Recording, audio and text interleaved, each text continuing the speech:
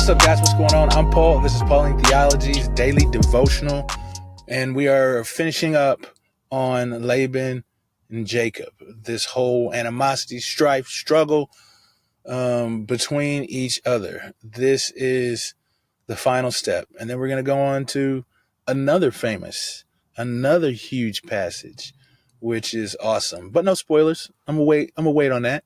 So if you haven't read yet what we're about to go through, Genesis 31:43 through 32 and 1, then go ahead and check that out, see what it has to say, and then stop the tape, of course, and then come back, man. We'll answer the questions. If you have already read it, hey, look, let's go on. Let's get it. Let's jump into it, man. Let's get it down. So what's going on? What's happening, man? The first question, what's happening in the story? Well, Laban has to answer because Jacob has just spit all of this fire at him because of the way he has been treating him. You know, at a point in time, my brother got to say something, man, just to let that person know that they're wrong and that it isn't about me being angry, though it said he burned with anger, man. And it said, and he rebuked Laban. He set the record straight before everybody because sometimes that's got to be done. And so this is the answer that Laban comes back with. And guess what he says? Everything you see is mine. What in the world, dude? I tell you what, man, it's hard. It's hard sometimes. People got these blinders on, bro. And everything that they do, they think they have all the power in the world. You know, you met people like that. You know people like that, man. And it's hard to deal with. And what do you do sometimes, man? You just got to close your mouth. You can't say nothing, man. But previously, Jacob tried to do his job in rebuking that brother so that he would understand that he is in the wrong in this situation from almost since he got to the place. It's funny to see how he was so happy to see him as he said, you were bone of my bone, flesh of my flesh. He's like, you family, homie. We making a covenant right here that we would be together in this thing because I love you as a brother. You know what I'm saying? You're my daughter's son. And then now where we're at now, where he has changed his wages 10 times, where he has caused him to marry somebody he never intended to, and then taking all of his the fruit in which God was blessing him with, or at least trying to stop it. He couldn't stop the surge of love and abundant grace that's poured out by God. Nobody can do that. But this is the thing that Laban says after all of this crazy. I mean, I don't understand how he does this to him, but this is the thing. He says, everything that is before you is mine. He sounds like the Lion King. In the Lion King, we says, everything the sun touches is ours. It's like, bro, this is not true. This is what God has blessed Jacob with. The relationship they had from the very beginning seemed to be so loving and caring and it was going to be good, but it ended up in a way in which Laban can just take advantage of this brother. Take advantage of this brother. And so he says, man, you got my sons, you got my sons and my daughters, my grandsons and my daughters. He's like, what will I do, man? What can I do? He's like, come on, man. Let's covenant together. Let's make a covenant. Let's make a treaty. Let's have peace together, an everlasting covenant between me and you. And so what does Jacob do, man? He doesn't say a word. What he does is he just gets to work. He starts getting ready for this covenant to happen, man. He tells his men, he says, gather the stones. He says he places a stone himself as a pillar like he did at Bethel. And then he gathers a bunch of stones and sets them in a big heap in a pile to be remembered as well. And then he eats.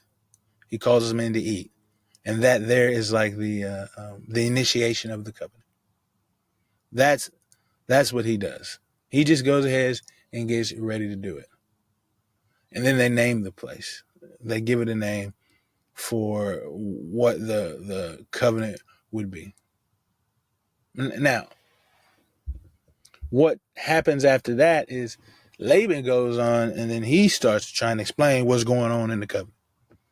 He's like, man, we are making a covenant now that that your God will watch over everything to make sure that we aren't hiding any kind of animosity towards each other. He's like that we aren't going to do anything bad to each other. And this brother talking about Jacob doing that. That's what's messed up. He's talking about Jacob doing that. And then he says that if you afflict or harm or mistreat my daughters, that God would be watching. If you take wives other than my daughters, then God would be watching to keep between me and you, this oath. He's like that this is what the treaty stands for, is that you wouldn't mistreat my daughters and you wouldn't go against my daughters.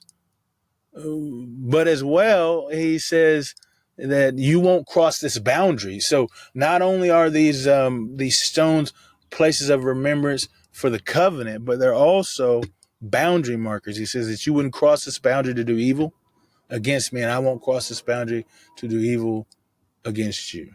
He's like, let these stones be that symbol. Let them be the thing that reminds us not to do these things. And he says, and we do this by the God of Abraham and the God of Nahor. He says, if somebody does do wrong, let them judge between us. And it says, so after that, these are the words that he just swore oath. Jacob swore oath if that would be it. He's like, dude, I'm really done with this dude. It's not like I'm going to go back over there trying to harm him. I'm through with him. I'm done, man. He's like, yeah, so he swore oath, and he swore it by the dread or the fear of his father, Isaac. He says, and they built an altar, and they sacrificed on it. And they called his brothers over to eat, and they ate. And so they initiated that covenant as well. And they stayed the night in the hills.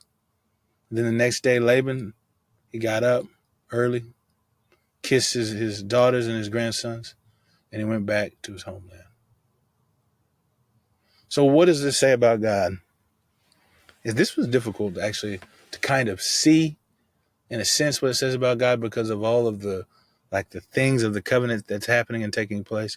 But I think one thing that we can take from this is that Jacob says he swore by the dread of his father Isaac, or by the fear of his father Isaac. And I think I was reading in this article about it that fear is because it is God who strikes fear into others. Is the God who causes fear to pour out when he does things. And so I think that just shows the power and the wonder and the mystique of God. He strikes fear in the hearts of those that they must follow. It's because he is so great. He is so mighty. And we see this when God spoke to Laban, told him not to touch Jacob. He didn't do it. You know why? He was afraid. Our God has that power. Our God has that strength. Let us rely on that. Let us see that. What's this say about man? Man, I think is saying that we should have grace. We should have mercy. We should show humility. And we should make peace. Those are very difficult things, man. But look at Jacob, man. Look at the life of Jacob. He is making peace with this man, a treaty, saying that he is not going to harm him, despite how great Jacob's family is probably going to be because of the power of God of already increasing his riches, man, increasing his power. That right now it stands to say that Jacob could probably be above Laban right now because of the wealth that God has blessed him with, the servants that God has blessed him with. And so it's not like Jacob is a weakling out there and going back home. No, man, he's increased heavily in wealth, and wealth is men as well. So he's got people that could take these guys out. So I don't think it's a far stretch to say that he would be able to go against Laban. But Jacob creates an environment for peace. Bro said, everything you see is mine. He's still, I think, man, maybe a little bit, he's trying to draw that anger back out at Jacob, so he has some reason to strike against him. But Jacob, being a man of integrity, all he does is adhere to the request that Laban has for having this treaty. So how do we apply these truths to our lives, man? Be peacemakers. And I know it's difficult to be peacemakers.